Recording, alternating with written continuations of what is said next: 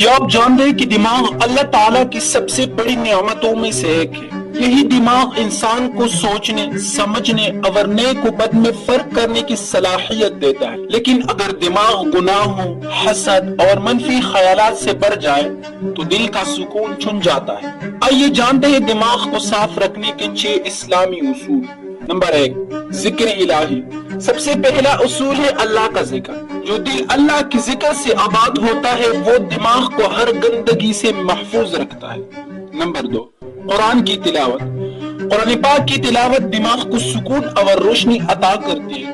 یہ ہر وسوسے اور منفی سوچ کو ختم کر دیتی ہے۔ نمبر 3، غیبت اور فضول باتیں دماغ کو گندا کر دیتی۔ مسلمان کی زبان اور دماغ صرف اچھی بات کے لیے استعمال ہونی چاہیے۔ نمبر 4، نیک صحبت اختیار کرنا۔ اچھی صحبت دماغ کو اچھائی کی طرف مائل کرتی ہے۔ نمبر 5، گناہوں سے توبہ۔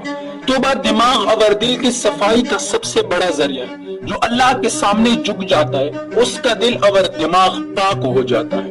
نمبر 6، شکر گزاری۔ ہر حال میں شکر کرنا دماغ کو حسد اور نفرت سے بچاتا ہے۔ شکر گزار انسان ہمیشہ خوش اور مطمئن رہتا ہے۔